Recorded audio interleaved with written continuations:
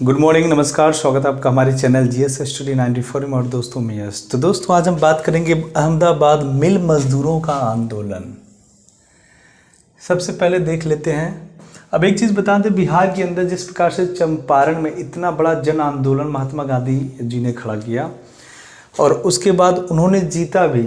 जो भी नील की समस्या थी, 3 कठिया प्रथा, उसको उन्होंने बंद कर दिया। सोचिए 135 साल पुराने इतिहास को उन्होंने बंद कर दिया। एक ऐसा इतिहास, एक ऐसी प्रथा जो पूरी तरह से जो वहाँ का कृषक समाज था उसका शोषण किया जा रहा था, उसका उत्पीड़न किया जा रहा था, और महात्मा गांधी जी ने वो कर दिया। जो भारत जैसे देश में बड़े बड़े लीडर, जब कांग्रेस अधिवेशन था उसमें बहुत सारे बड़े बड़े लीडर थे, पर वो कहीं न कहीं अंग्रेज़ों की चटुकारिता करते थे। इस आंदोलन के बाद हमारे देश की जनता को ये बात समझ में आने लगी और लोग एक एक करके महात्मा गांधी से किस प्रकार से जुड़ने लगे, किस प्रकार से उनके अनुयायी बनने लगे, ये चीज़ भी अब तक हम जान चुके थे। ठीक है। उसके बाद आज हम बात करेंगे अहमदाबाद मिल मजदूरों का आंदोलन। तो देखिए दोस्तों, ये मजदूरों का आंदोलन क्या था।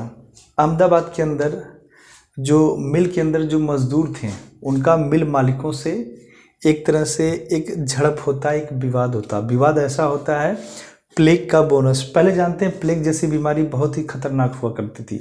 किसी भी क्षेत्र में, किसी भी गांव में, शहर में जब वो आता था ना, तो पूरा शहर का शहर खाली कर देता था, गांव का गांव खाली कर देता था, और कुछ लोग पलायन होकर भाग जाते थे, या तो जो वहीं पे रहते थे वो मर जाते थे। इतनी भयानक स्थिति से भारत जैसा देश ही नहीं वरन पूरी दुनिया गुजर चुकी है। ऐसा नहीं कि भारत जैसे देश में ही ये स्थिति थी, नहीं। इसीलिए महात्मा गांधी बार बार कहते थे कि ये जो अस्वच्छता है, ठीक है, ये बहुत बड़ी बीमारी है। आप कितना भी अपने शरीर को नहला धुला लें, यदि अगल बगल आसपास आपकी बहुत ज़्यादा गंदगी है तो उसका प्रभाव आपके स्वास्थ्य पर प्रभाव पड़ेगा। और प्लेग जैसी बीमारियां इसी की देन थी। पहले क्या होता था, कहीं भी जानवर मर जाता तो वो उठा के फेंक देते थे, तो उससे क्या होगा, उन्हीं सारी चीज़ों के बाद तो इन्फेक्शन होगा। और यदि हम बात करें मेडिकल इक्विपमेंट, ठीक है, दवा दर्पण के बारे में, तो इतना जो है विज्ञान सक्सेस नहीं था, ठीक ना, ऐसे डॉक्टर थे ना ऐसी दवाएं थी। लोग जो है कि पूरी तरह से आयुर्वेद पे निर्भर थे, और आयुर्वेद की दवाएं भी उन्हें मिलती थी जो आर्थिक रूप से संपन्न थे, अन्यथा गांव का कोई एक वैद्य होता था जो इलाज करता था। तो दोस्तों इसमें यह हुआ कि जो मिल के मजदूर थे उन्होंने मिल मालिकों से बोला कि भैया हमको प्लेग का बोनस मिला जो लंबे समय से दिया जा रहा है आप लोगों के द्वारा। अब ये कह रहे कि भैया प्लेग बोनस जो है ना उसमें कटौती की जा रही है, अब वो आप लोगों को नहीं मिलेगी। उसके बाद जो मिल मजदूर थे वो हड़ताल करने लगे कि नहीं, यदि ऐसा करेंगे तो फिर हम काम नहीं करेंगे। उसके बाद अब पूरी एक तरह से कह सकते हैं ना, पूरे भारत में महात्मा गांधी की उपस्थिति के बारे में सबको पता चल गया था कि किस प्रकार के चंपारण का जो इतिहास था, लंबे समय से वहाँ पे किसान जूझ रहा था। जब उस समस्या का समाधान महात्मा गांधी जी कर दिए, यदि हम यहाँ पर बुलाते हैं, अपनी बात बताते हैं, तो हो सकता है हमारी भी समस्या का समाधान हो जाए। उसके बाद यही होता है, जो मजदूर वर्ग होता है वो आमंत्रित करता है महात्मा गांधी जी को, और महात्मा गांधी जी आते हैं, ठीक है, वो यहाँ पर आते हैं।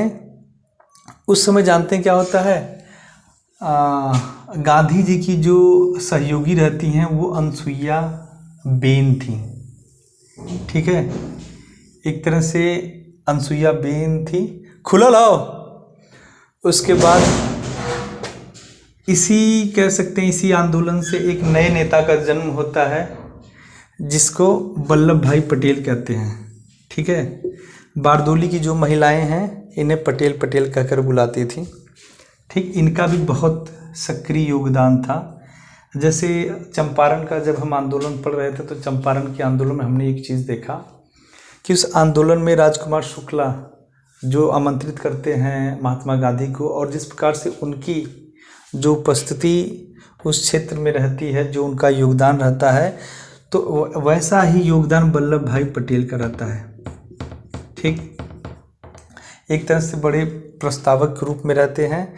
यदि इनकी उपस्थिति नहीं होती तो मैं नहीं कह रहा हूँ कि ये कार्य संभव नहीं होता, पर ये कार्य बहुत ही मुश्किल हो जाता, पेचीदा हो जाता। इसलिए जितने भी लोग हैं, ठीक है, जितना जिनका जो स्तर है, जो कैपेसिटी है, सारी चीज़ों को आप एक्सेप्ट करें।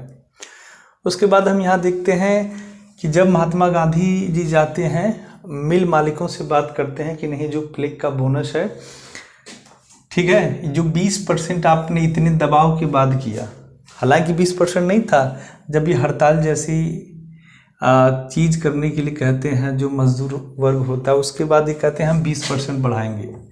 और उस समय उनके वेतन के हिसाब से 20% बहुत कम था, क्योंकि उस समय 1914 से लेके 1918 में प्रथम विश्व युद्ध हुआ, और प्रथम विश्व युद्ध की वजह से तमाम तरह की समस्याएं उस समय जन्म ले ली थी।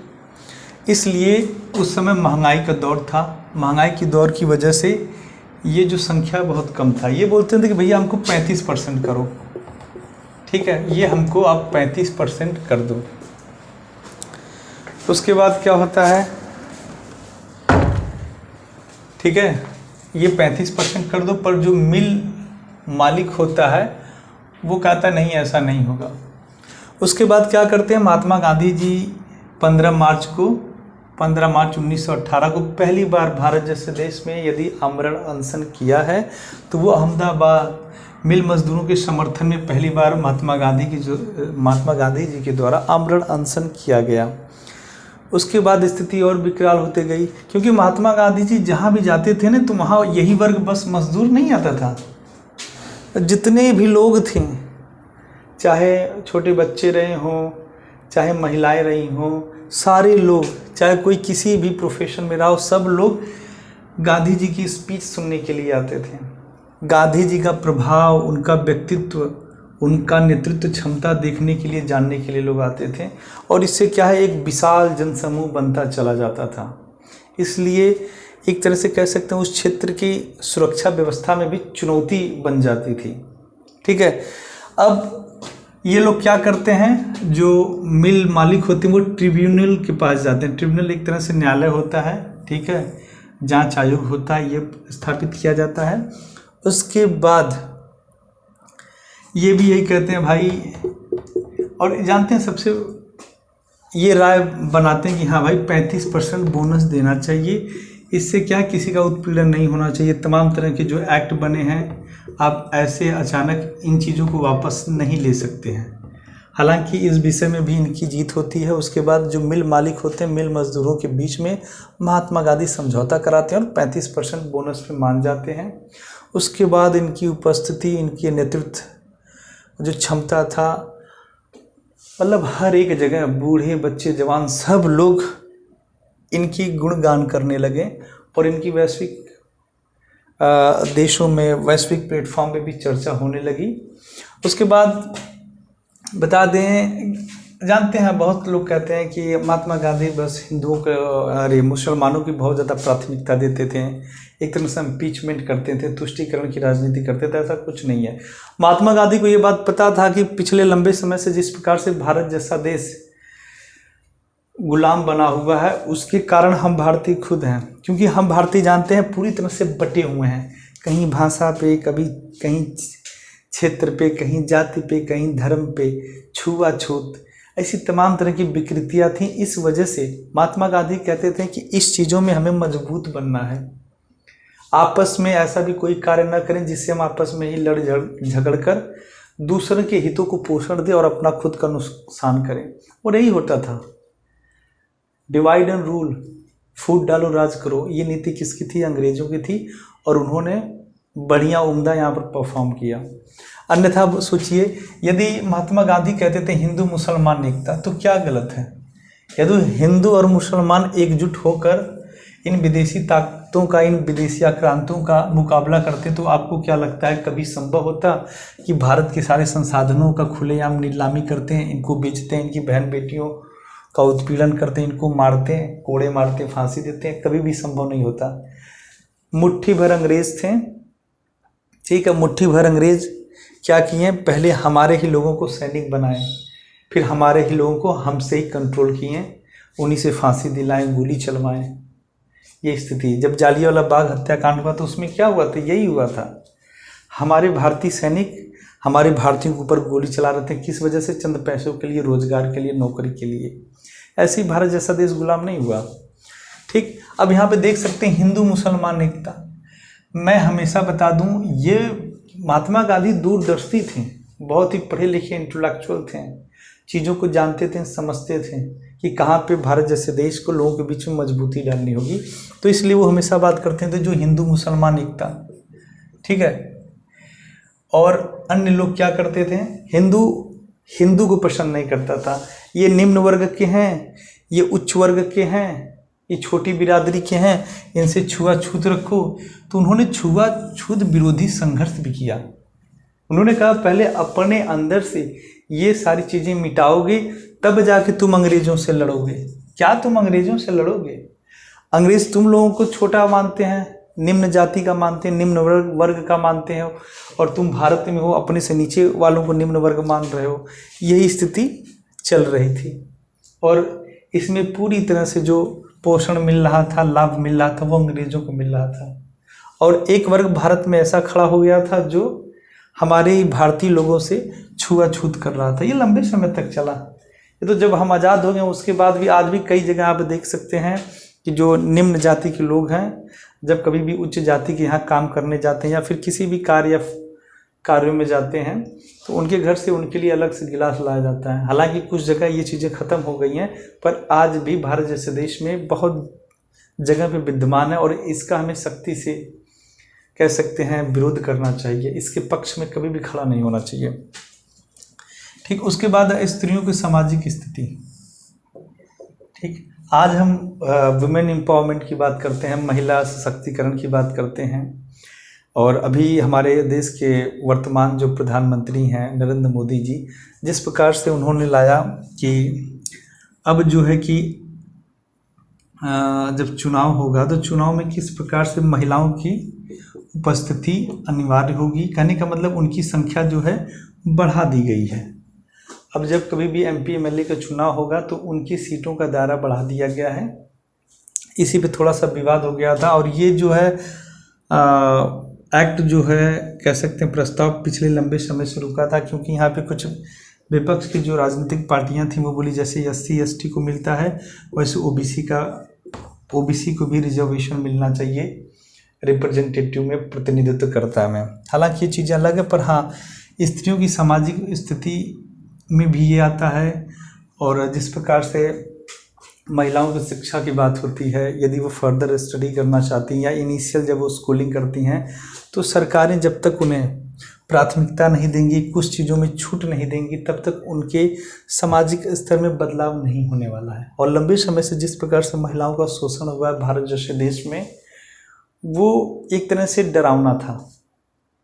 सोचिए जब हमारे यहाँ अंग्रेज आए, एक कंपनी के माध्यम से हम पे राज किए, तब हमारे यहाँ हमारी स्त्रियों की स्थिति क्या थी, आप आकलन कर सकते हैं। जब एक पुरुष किसी कारणवश उसकी डेथ हो जाती थी, वो मर जाता था, और उसकी नई नवेली दुल्हन को, पत्नी को उसके चिता पर ले जाके ज़बरदस्ती सुला देते थे। इसे लोग कहते थे सती प्रथा। और सती प्रथा का जो विषय है ना, ये शिक्षा का विषय है। यदि किसी पुरुष से आपको बहुत ज़्यादा लगाव है और आप नहीं जीना चाहती हैं, या फिर किसी विदेशी आक्रांत के द्वारा, ठीक, शत्रु देश के द्वारा, शत्रु लोगों के द्वारा यदि आपके राज्य को कोई हड़प रहा है और आपको लग रहा है कि आपके साथ फिजिकली कोई टॉर्चर कर सकता है, तो उस समय आपका शिक्षा का विषय था, आपने किया। फिर उसके बाद इस चीज़ को किस प्रकार से लोग एक तरह से कल्चर बना लिए। तो ये लंबे समय तक ये स्थिति विद्यमान थी भारत जैसे देश में। हालांकि ये जो आया था ना, बड़ी जातियों से आया था, क्षत्रिय से आया था। फिर धीरे धीरे लगभग कई जातियों में इसका प्रचलन बढ़ने लगा। तो इसको किसने रोका? भारतीय नेताओं के माध्यम से, या कहें भारतीय नेताओं के सहयोग से ब्रिटिश हुकूमत ने इसको रोका। तो इसीलिए महात्मा गांधी कहते थे, अरे मूर्खों क्या कर रहे हो, किस देश का निर्माण कर रहे हो। जब तक स्त्री जो परिवार का संचालन करती है, जब तक उसकी स्थिति बेहतर नहीं बनाओगे जिसने तुम्हें पैदा किया, तब तक आप अगर इस प्रकार का अपेक्षा रखते हैं कि आप बहुत बेहतर करेंगे समाज में, तो आप गलत हैं। अब किसी भी विकसित राष्ट्र में चले जाइए, वहाँ पे महिलाओं की स्थिति देखिए, उनकी उपस्थिति देखिए, छोटे से बड़े स्तर में कहीं भी देख लीजिए। और भारत जैसे देश में आप देख लीजिए, अभी भी भारत जैसा देश पिछड़ा हुआ है। ठीक है, तो आज का विषय यहीं तक था। तो इसी प्रकार का वीडियो इस चैनल पे अपलोड होता है। तो इस प्रकार कोई भी जानकारी यदि आपके पास हो, कोई विचार हो, तो आप कमेंट बॉक्स में जाकर शेयर कर सकते हैं। नमस्कार, जय हिंद।